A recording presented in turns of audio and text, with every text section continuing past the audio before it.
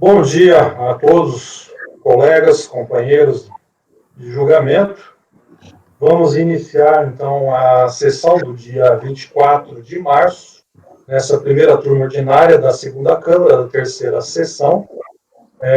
Para o dia de hoje, temos os processos dos itens 117 a 143, com pedido de sustentação para os itens 141, 142 e 143.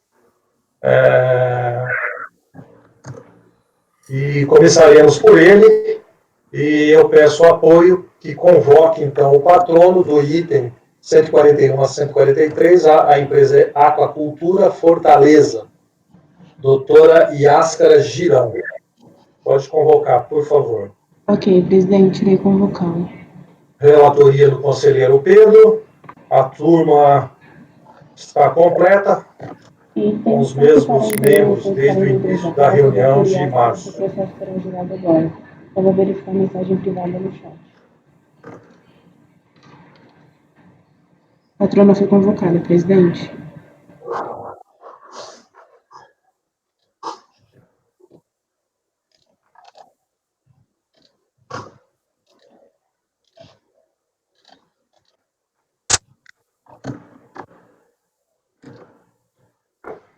Bom dia, doutora Yáscara. Seja bem-vinda à turma. Muito obrigada.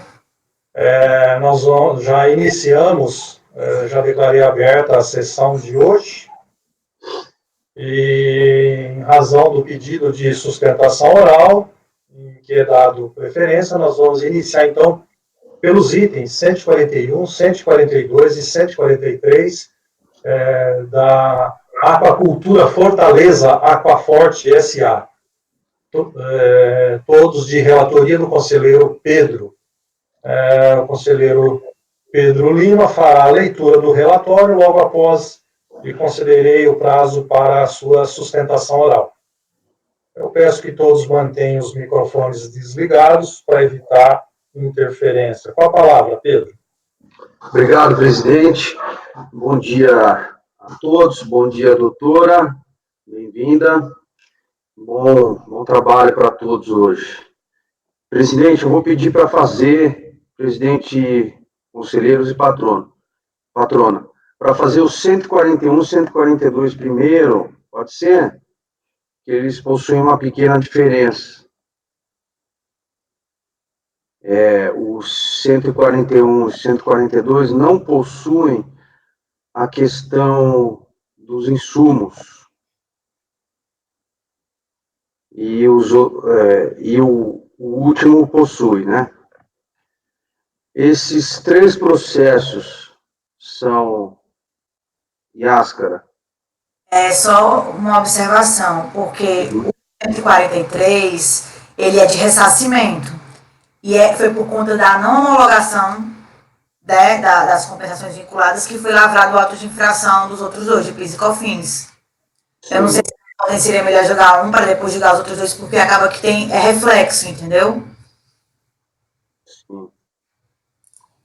Bem observado, doutora. Pode ser. É que como a matéria já está resolvida, né? Dos dois primeiros. Entendo que já está resolvida. A única matéria que não resolveu é a do 2005-93, a questão de insumos, né? Mas então vamos fazer o seguinte, vamos fazer o dos insumos primeiro, e aí a gente decide faz o auto de infração depois. Porque o insumo tem mais matéria, né? Então aí vocês já vão entender. Pode ser, presidente, considerando a manifestação da patrona com relação ao fato, eu proponho, então, alterar aqui, para a gente fazer o 143 primeiro, 2005-93. Pode ser? Sim, Pedro. Se ele é o processo de crédito e os demais são decorrentes dele. Então, que eu não tenho certeza se os autos de infração são decorrentes da não homologação. Eu tenho dúvida se não foi lavrado o auto de infração em conjunto mesmo ali, mas a gente vai ver isso aí. Né? Bom, então 143. Só um minutinho, a doutora Yáscara talvez tenha algum esclarecimento de fato. Pode falar, doutora. É o seguinte, o que aconteceu? A empresa, ela é exportadora, né? E ela faz o ressarcimento dos créditos PIS e COFINS. Como a Receita Federal, quando fiscalizou o processo de crédito, identificou, entendeu que não tinha direito ao crédito, porque havia ocorrido a venda no mercado interno, ele lavrou os autos de infração. Então, o pedido foi feito em 2005 e a lavratura do auto foi em 2008. E é desse mesmo período. Então, o auto de infração foi decorrente mesmo, né, doutor? Isso. Tá. Obrigado pelo esclarecimento, doutora. Pedro, então, pode ser o 143, né? Isso. Processo final 2005-93. Obrigado por lembrar, doutora, que eu nem abri o resumo aqui. Esse processo é antigo, né? Então, já informando a turma, retorno de diligência, tá, pessoal? De junho de 2019, a gente baixou em diligência esse processo. Mas vamos lá, eu vou relatar o processo inteiro, tá bom?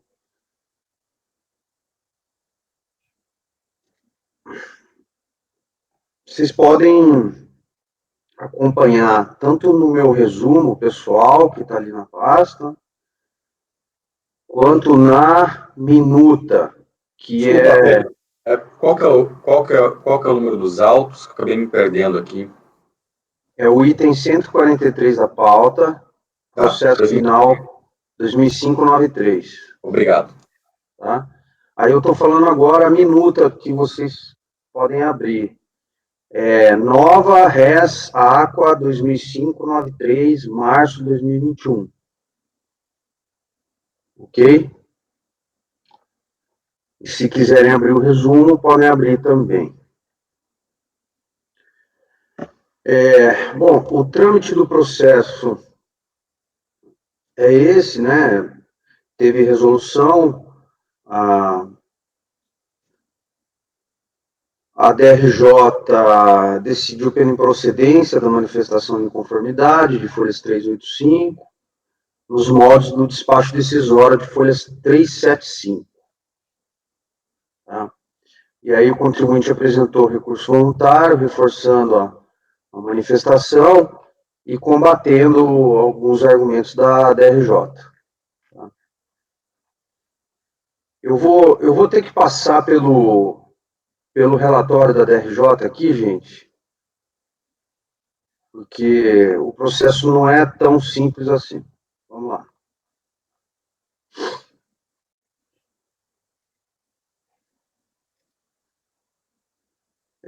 Segunda linha ali do relatório. O despacho decisório não reconheceu o crédito pleiteado, no montante de 38 mil e tantos, solicitado através do pedido de ressarcimento. Considerou homologada por disposição legal compensação declarada na folhas 3 dos autos. Não homologou as demais compensações que tomavam por base o referido crédito. O pedido de ressarcimento tem por objeto crédito de contribuição, COFINS, né? Terceiro trimestre de 2004, não cumulativo, e com fundamento no parágrafo 1º do artigo 6º da Lei 10.833. COFINS apuradas sobre receitas de exportação de mercadorias. Por sua vez, o despacho decisório deferiu o pedido formulado com base na informação fiscal, de folhas 362, a qual apresenta os seguintes argumentos para negar o pleito do interessado. A interessada tem, por objetos sociais, entre outros, a cultura de camarões e outros pescados, em todas as suas fases, a industrialização, comercialização, de produção própria ou de terceiros, varejo atacado, mercado nacional e internacional, prestação de serviços auxiliares relacionados com beneficiamento para outras empresas no ramo. No período de análise, seu único item produzido teria sido camarão, e todas as suas vendas teriam sido efetuadas para o mercado externo, conforme declarado pelo interessado. O contribuinte relacionou como itens que geraram crédito da contribuição do período produtos e despesas que, por não estarem englobados no conceito de insumos utilizados na elaboração de produtos, não dão direito ao crédito. Os produtos farelo de trigo, de arroz, melaço de cana de açúcar, fertilizantes, adubos, considerados pelo contribuinte como insumos, são utilizados como adubo na produção de plâncton e bentos, que, por sua vez, servem de alimento para os camarões. Assim, tais mercadorias não se caracterizam como insumos, posto que não têm ação direta sobre os produtos em elaboração. Ademais, os fertilizantes e corretivos de solo mencionados têm alíquota zero da contribuição, por força do artigo 1º, inciso 2 e 4 da 10925. E, portanto, ainda que fossem enquadrados como insumos na produção do interessado, o que não é o caso, não gerariam créditos da contribuição, por força do disposto no artigo 3º, parágrafo 2º, inciso 2 da 10833. Não geram créditos combustíveis e lubrificantes consumidos em veículos utilizados para transporte de carga e pessoas. Por exemplo, logo, não são aceitos na presente análise créditos apurados sobre a aquisição de gasolina, posto que tal produto não é utilizado em máquinas e equipamentos constantes no ativo imobilizado da interessada. Em que pese o contribuinte ter listado o serviço de montagem, manutenção dos viveiros, de manutenção em veículos e maquinários, de manutenção em motores e bombas, de construção de tanques para armazenamento, de frete para transporte de insumos e de beneficiamento como geradores de crédito considerado, somente considerou no DACOM o crédito sobre o serviço de beneficiamento. Deve-se ressaltar que o serviço de montagem e manutenção de viveiros, de manutenção em veículos, maquinários, motores, bombas, construção de tanques para armazenamento, não são, de fato, considerados insumos, posto que não são exercidos sobre as mercadorias em produção, mas sobre itens do ativo imobilizado. Quanto ao frete pago na aquisição do insumo, compõe o preço deste, nesse caso também gera o crédito da contribuição.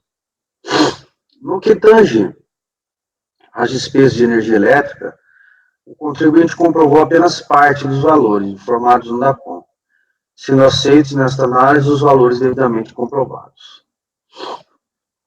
Então você vê que tem alguns que ele aceitou, alguns que não, né? Despacho decisório. Em relação às depreciações, somente geram créditos os encargos de depreciação relativos a máquinas, equipamentos e outros bens incorporados ao ativo imobilizado, adquiridos para utilização na prestação de serviço a partir de 1/2/2004, conforme o artigo 3º, inciso 6º e demais, né? Logo, não são permitidos créditos sobre depreciação de veículos utilizados no transporte de insumos, posto que esses não estão vinculados à produção dos bens destinados à venda. Além disso, não houve registros de incorporação de bens na conta veículos, após a vigência da Lei 10.833, salvo em relação a motocicletas, que, obviamente, não se destinam ao transporte de insumos. Também não geram créditos as depreciações relativas às contas benfeitorias em imóveis de terceiros e obras civis, posto que não houve acréscimo aos saldos dessas contas, após 1/2/2004. A rigor, as únicas depreciações que poderiam gerar crédito da COFINS decorrem da conta máquinas e equipamentos, subcontas, equipamentos técnicos e outros equipamentos. Em relação aos itens adquiridos em abril e maio de 2004, né? No entanto, não fica evidente, a partir da escrituração e dos demonstrativos apresentados, a forma de utilização de tais equipamentos no processo produtivo, e nem as cotas de depreciação de cada item. Assim, não são considerados créditos sobre cotas de depreciação na presente análise. Conforme já esclarecido, somente são passíveis de ressarcimento, outro ponto, né?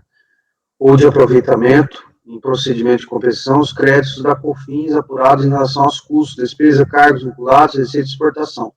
Assim, resta verificar se as vendas efetuadas pelo interessado no período se enquadram naquelas listadas, inciso 1 e 3 do artigo 6º da 10.833. No caso em análise, as notas fiscais que respaldam as saídas consideradas pelo interessado como vendas à comercial exportadora com fim específico de exportação, referem-se a vendas comuns de mercadoria. Nesse contexto, observa-se que as vendas foram efetuadas com o Código Fiscal de Operação 5101, venda de produção de estabelecimento dentro do Estado. E os produtos não foram remetidos diretamente do estabelecimento produtor para embarque de exportação ou para recintos alfandegados, por conta e ordem da empresa comercial exportadora, conforme determina a legislação. Na realidade, os produtos foram enviados para estabelecimento de terceiros para beneficiamento, e de lá foram vendidos para o próprio beneficiador ou para outra empresa, conforme se demonstra a seguir. Aí a fiscalização traz aqui, eu sei que está um pouco extenso esse relatório, mas é importante entrar nessas minúcias aqui. No período de análise, o interessado enviou para o estabelecimento da empresa Pesqueira Maguari 60 toneladas de camarão in natura, por meio de 21 notas fiscais de remessa. A entrada em retorno desses produtos na contabilidade da interessada se deu a partir de 2/8/2004, conforme livro de entradas. Uma vez que seu estoque de camarão beneficiado no início do trimestre era R$6.000, e que no mês de julho foram efetuadas a maior parte das vendas, fica evidente que os produtos enviados para beneficiamento sequer retornaram para o estabelecimento do produtor, ou seja, as notas fiscais de retorno dos produtos após o beneficiamento, assim como as notas de venda, não respaldaram o trânsito físico das mercadorias. Portanto, elas foram enviadas para o estabelecimento de terceiros para beneficiamento, e de lá foram vendidas para o próprio beneficiador ou para a SM Pescados, Indústria, Comércio e Exportação. Sem o trânsito de retorno para o estabelecimento do vendedor, sem o retorno, né, físico para o vendedor. Portanto, os produtos, além de não terem sido enviados do estabelecimento do produtor para o local de embarque ou recinto alfandegado, foram processados por terceiros entre a saída do estabelecimento produtor e o envio para embarque. Assim, as saídas, objeto das notas fiscais tais, não configuraram vendas para o mercado externo, mas, ao contrário, vendas para o mercado interno. Presidente, sua tela ficou... não dá para te ver. Eu não estou vendo o presidente. Vocês estão vendo? Não. E tá cinza aí sua tela, presidente. Vou avisar aqui. Ele deve ter caído, porque ele não está respondendo. Bom, eu vou continuar, qualquer coisa eu volto. Tá? Vocês pegaram aí então, né? Falou que não mandou para recinto alfandegado e foi vendo no mercado interno. Os créditos residuais apurados não são passíveis de ressarcimento, posto que não é venda no mercado externo. Né? Em sua defesa, o contribuinte inicialmente apresenta uma descrição do processo produtivo do camarão e, em seguida, passa a justificar a homologação das compensações. Argumenta assim: toda a produção da requerente no período objeto às compensações indeferidas destinava-se ao exterior. Alguns países importadores exigem processos rigorosos de produção. E não tendo a requerente à época instalações adequadas às exigências desses destinatários, aí, presidente, sua tela voltou. Segunda tela, ok. Reconectou. Ok, presidente. Estou te vendo. Tá de volta. Tá ouvindo, presidente? Sim, pode dar continuidade. Caí, mas eu estava acompanhando aqui pela leitura. Não houve qualquer prejuízo. Pode continuar, Pedro. Ok, presidente. É só que essa parte que você saiu, a fiscalização está falando que ele não vendeu para o mercado externo. Tá? Foi venda ao mercado interno. Que não foi parecido. Mas você está ainda Você já entrou nas diligências, não? Ainda não. Tá, ok. Eu finalizei o que é a parte da fiscalização no relatório. Agora eu vou falar o que o contribuinte alegou. Né? Então ele fala que exportou tudo, que os países que importam exigem rigor e que o contribuinte teve que usar a pesqueira Maguari, né, para processar aí, fazer esses últimos processamentos aí no camarão, né, que se adequam às exigências internacionais. Que os produtos, após resfriados, na dependência da requerente, eram encaminhados para a pesqueira Maguari. De lá, os produtos eram enviados para a empresa comercial exportadora, nesse caso a SM Pescados, né? Os produtos eram enviados ao prestador de serviço, não como venda, mas para beneficiamento por conta da remetente. E os produtos não se tornavam propriedade do beneficiador, do contrário, permaneciam como bens da Aquaforte, que de lá determinava sua retirada para o estabelecimento exportador. Então era uma venda fictícia, né? Assim, fictícia no bom sentido, né? A princípio, que o patrono, quando veio, foi o doutor que trabalha com o senhor, né? Acho que é a mesma. Sérgio. Sérgio. Inclusive, era o antigo dono da SM Pescados. Ah, é? Então, ele explica que essa venda ia para beneficiar, e aí eles emitiam uma nota fiscal de venda, mas o produto ficava lá, porque não dá para ficar indo voltando com camarão, né? E era mais para cumprir a legislação. Enfim, a doutora vai trazer isso melhor aí, mas ele explicou como é que funciona isso daí, é basicamente isso que está falando aqui, né? E que ele alega que isso não desconstitui que a exportação, né? Então,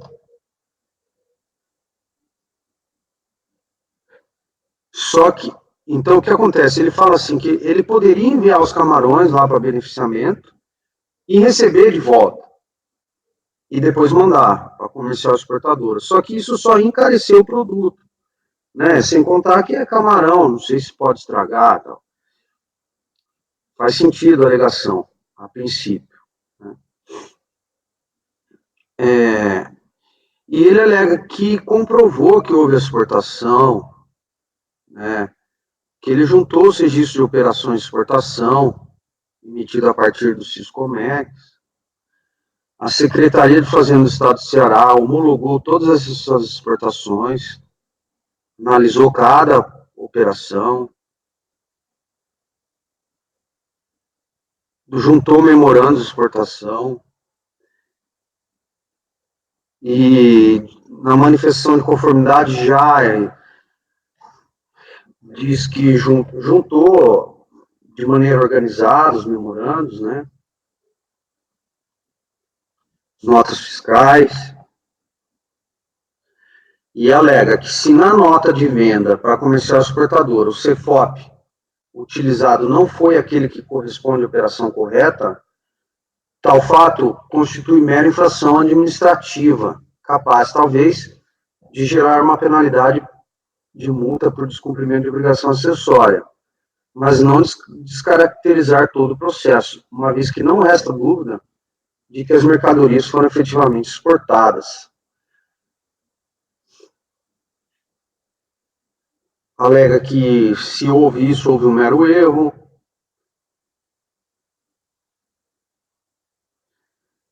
Disse que a fiscalização não considerou os insumos, que são os farelo de trigo, farelo de arroz, melaço, fertilizantes, adubos, calcário, ureia, bem como os combustíveis e lubrificantes, que esses produtos só podem ser insumos, não tem outra opção, né? Pois são essenciais à produção da requerente, sem os quais a criação dos camarões ficaria inviabilizada. E, por fim, a lei não delimitou os insumos cujo crédito deve ser aproveitado. Aí alega a ilegalidade das IEMs lá, né? Conforme o conceito intermediário de insumo. O relatório inicial, né? Aí, junto aí a emenda da decisão de primeira instância, que julgou a manifestação de conformidade procedente, ok? Então, duas matérias. Vendas a empresas comerciais exportadoras, isenção requisitos. Negou. A outra matéria, insumos, produtos intermediários. Negou. Pelos mesmos motivos do despacho decisório. Tá? Então, o processo veio para a turma, em outra formação, a gente baixou o julgamento de diligência para fazer essas análises aqui, né? Com base nos documentos juntados, nos autos, e com base nos fatos, a autoridade de origem analise se é possível concluir se as mercadorias foram transportadas do frigorífico para a comercial exportadora ou recinto alfandegado, independentemente das obrigações acessórias e notas fiscais, né? Então, o que a gente identificou? A gente, de certa forma, acatou a argumentação do contribuinte de que a nota fiscal de devolução era pro forma, né? Não precisava mandar o camarão de volta, e falou, vamos ver essa operação aí, né? Independentemente da nota fiscal, eu quero saber o quê? Se o camarão aqui, depois do beneficiamento, foi para exportação, para comercial exportadora, é isso que eu quero saber. Mandamos, a gente determinou que a fiscalização verificasse isso, né? E aí tem dois pontos aqui nesse elo final da cadeia. Pesqueira Maguari e SM Pescados, certo? Sendo que uma das duas, acho que a SM Pescados, além de beneficiadora e frigorífica, ela é comercial exportadora também. Tá?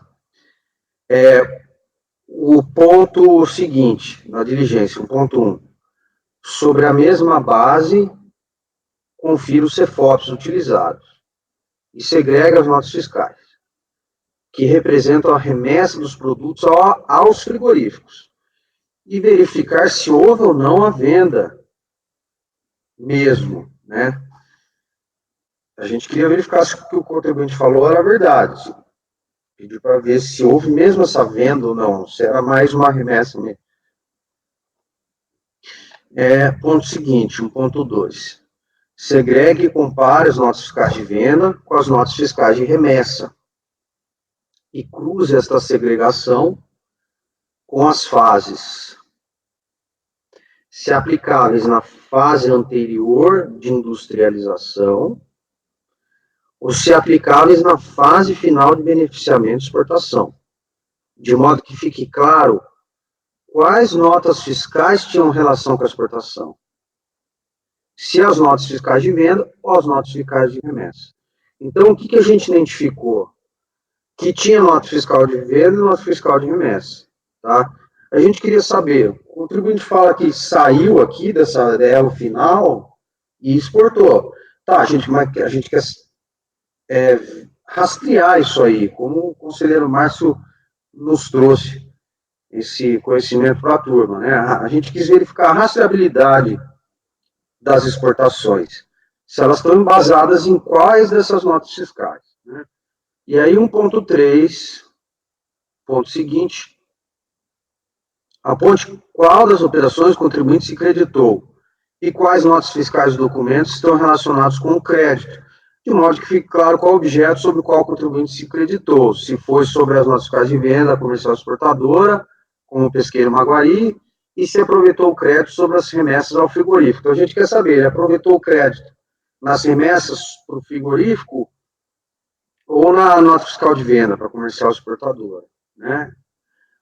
1.4, verifique sobre quantas toneladas o contribuinte tomou crédito e confira com a quantidade de mercadorias exportadas, de modo que fique claro se houveram mercadorias não exportadas sobre as quais o contribuinte tomou crédito.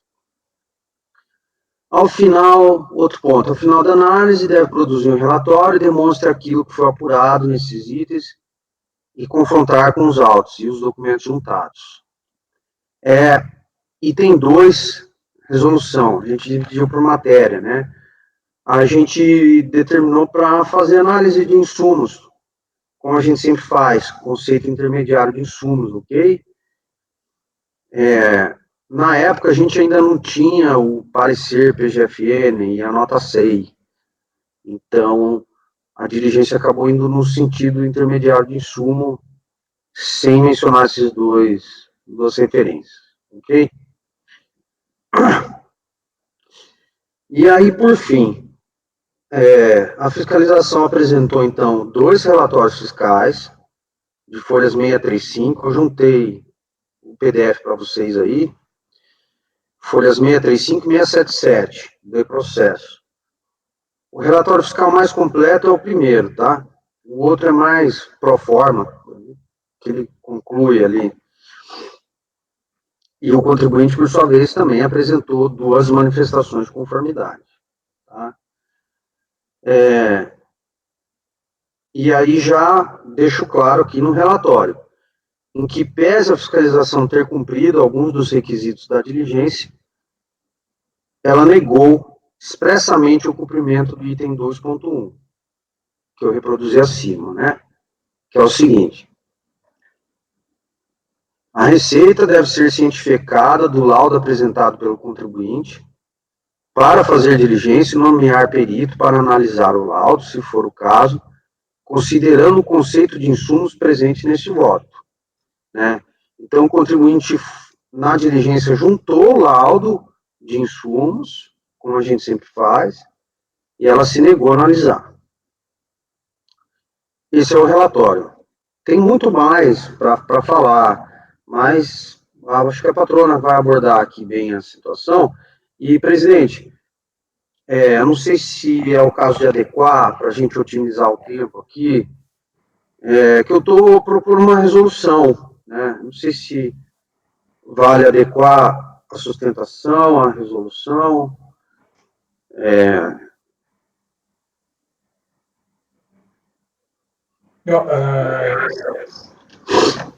Não, nesse processo que você está relatando, você está dizendo que vai propor uma resolução, é isso? A princípio, só nesse, presidente.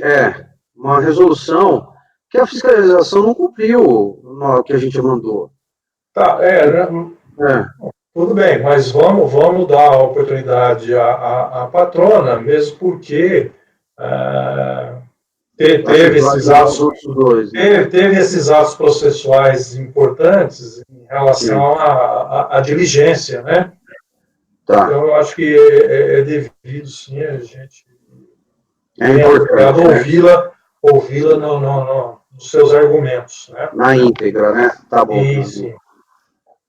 Mesmo porque uma proposta de resolução ela pode não ser vencedora e aí teria que ir ao mérito, né? Sim. Doutor, então, a senhora terá o prazo aí 15 minutos para fazer sua sustentação. Fique à vontade. Bom dia, senhores conselheiros. Bom dia, presidente. Obrigada, relator, demais conselheiros. Eu vou fazer aqui, foi muito bem relatado o processo, parabéns, doutor Pedro. Tentar fazer um resumo, porque de fato 15 minutos são muito pouco, né? O processo tem 1 milhão de páginas, 1 milhão de interferências, de entendimento, aqui entra tudo, porque houve efetivamente erro da empresa em solicitar crédito que não devia solicitar, como da depreciação, por exemplo. Não vou entrar nem nesse mérito, porque não adianta ficar batendo em ponta de faca. Algumas despesas de energia elétrica também não foram de fato comprovadas, mas o cerne da questão é que dos insumos que foram verificados que havia o direito ao crédito, foi negado esse direito, porque a fiscalização entendeu que houve venda para o mercado interno.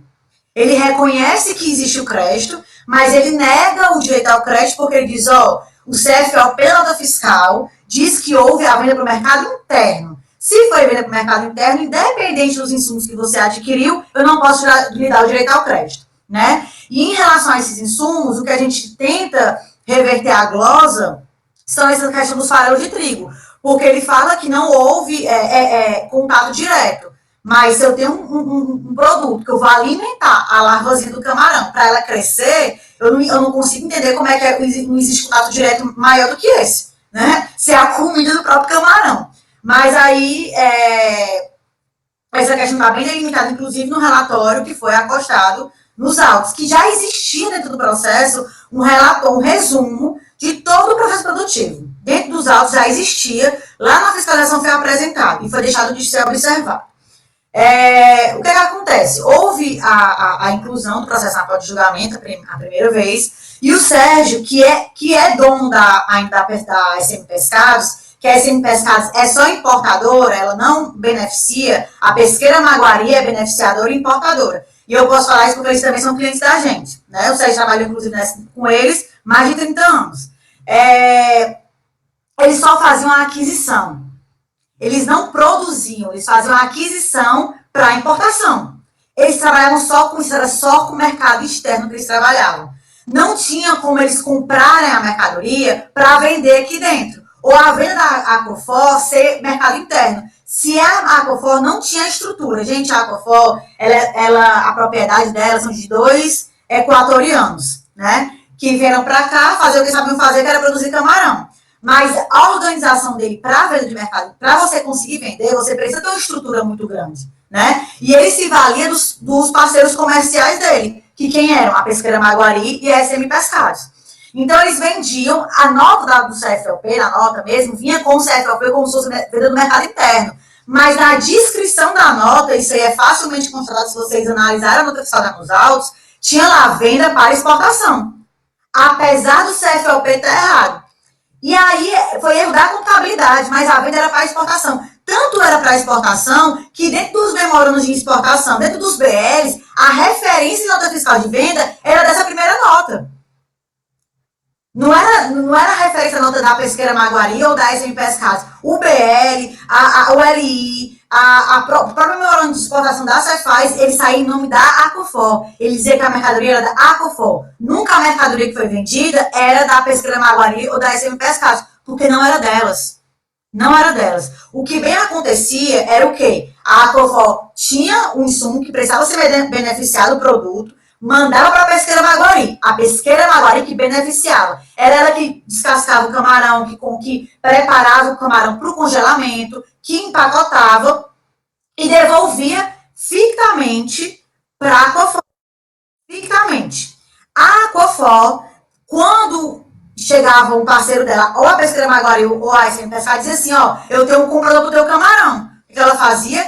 Mandava a nota fiscal só de remessa, também ficta, ou para a Pesqueira Maguari, que estava lá a mercadoria e saía para poder ir para o porto, ou para a SM Pescados, que o caminhão ia até a Pesqueira Maguari, era ovado e levava lá para o porto. O grande ponto, inclusive levantado pela fiscalização, é que essa mercadoria, apesar desse processo que a gente falou, ele entende assim, ok, tudo bem, mas não foi para recintar o alfandegado. Não houve exportação porque não foi para recintar o alfandegado. Não tinha como ir. Não existe recintar o alfandegado para a venda de camarão. Por quê? Porque o camarão ele precisa estar conservado, senão ele estraga, ele é produto perecível, tem um tempo, né? O container, ele é refrigerado.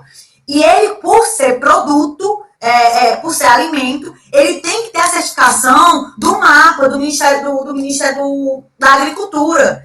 Então, ele passa para o Serviço de Inspeção Federal. E o Serviço de Inspeção Federal não acontece no recinto alfandegado. O Serviço de Inspeção Federal acontece dentro do frigorífico, dentro da onde acontece onde o container é ovado. Eu tenho aqui agora 2 legislações que eu não sei a qual eu devo atender. Ou eu atendo a fiscalização, a legislação da Receita Federal, que diz que eu tenho que mandar para a Receita Federal, o produto estraga, eu não vendo, e fica lá, e aí eu posso rejeitar o crédito porque foi para a Receita Federal, ok. Ou eu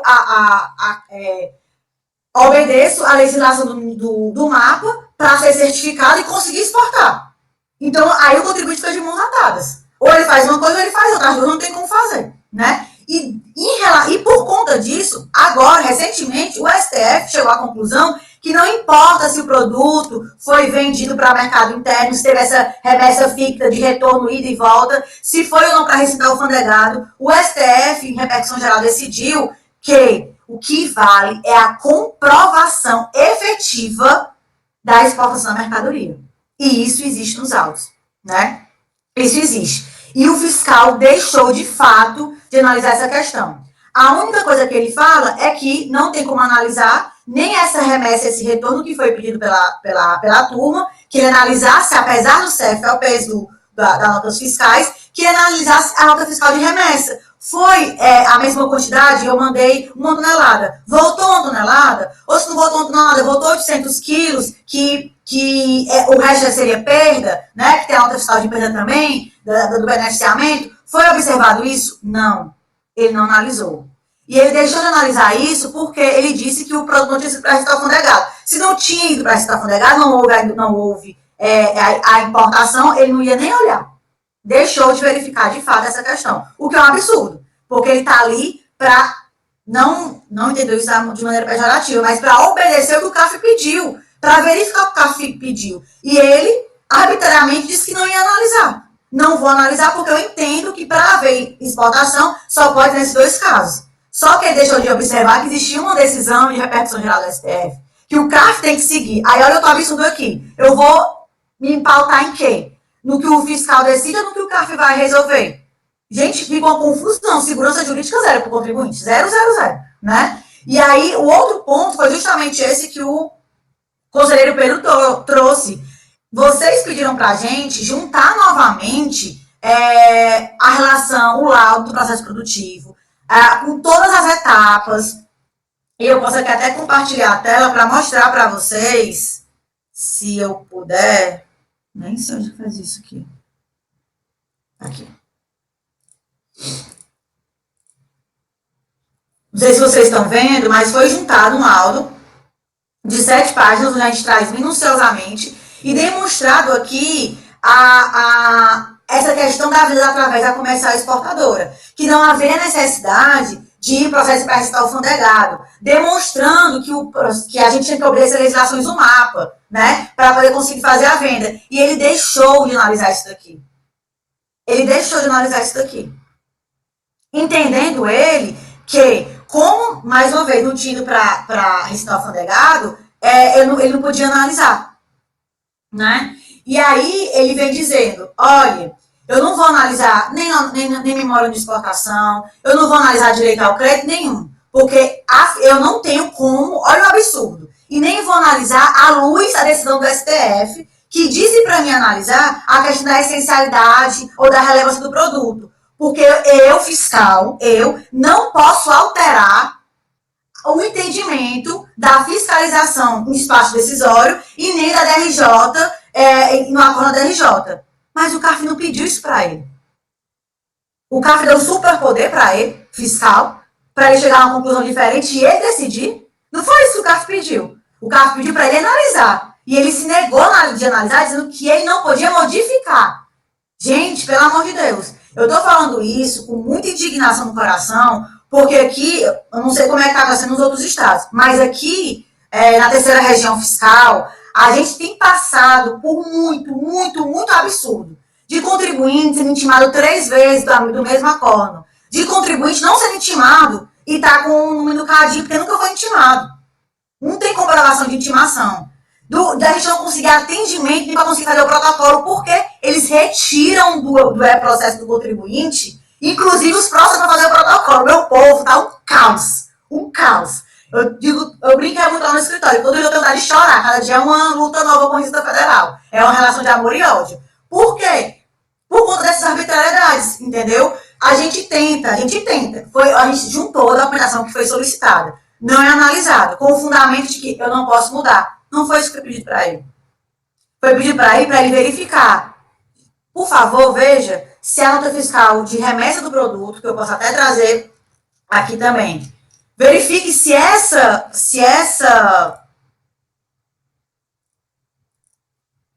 operação que aconteceu, se houve a Aquafor mandou para a Pesqueira Maguari industrializar, se a Pesqueira Maguari devolveu fictamente esse produto, se esse produto houve depois uma venda para exportação, e se houve a saída desse produto, foi isso que o CARF pediu, mas não foi isso que o fiscal fez. Não foi, né? E a outra situação que foi destacada, verifique se houve a industrialização para a Pesqueira Maguari, a remessa para a industrialização, se houve a devolução e se depois houve a venda destinada para SM Pescados para exportação, ele não analisou. E quando ele não analisou isso, ele restringe meu direito. Porque, a não ser que vocês agora vão parar para olhar notas fiscais, tudo está nos autos. Está nos autos. Ele nem analisou, nem pediu para me juntar de novo, porque eu podia ter juntado esse documento de novo. Mas é no processo. Enfim, por essa razão, o contribuinte ele pede a procedência do recurso voluntário, porque existe a demonstração nos autos que houve efetivamente a exportação, né? Existe hoje uma decisão do Supremo Tribunal Federal que reconhece que não precisa o produto ir para a Receita Federal ou haver a exportação direta, basta que haja a comprovação nos autos que existe, que houve a efetiva exportação e toda a exportação está comprovada. Se não for esse entendimento dos senhores, porque de fato essa questão não foi analisada pela fiscalização, pela fiscalização, nem pela DRJ, que o processo volte mesmo para a diligência fiscal e que seja imputado ao fiscal para que ele analise único e exclusivamente o que o CARF está pedindo, e não que ele haja da cabeça dele, né? Desculpa aí a exaltação, agradeço e fico à disposição para tirar para eventuais dúvidas, esclarecimentos de fato. Obrigada. Presidente, tá baixo o seu som, presidente. Presidente, eu posso pedir uma pausa de 5 minutos?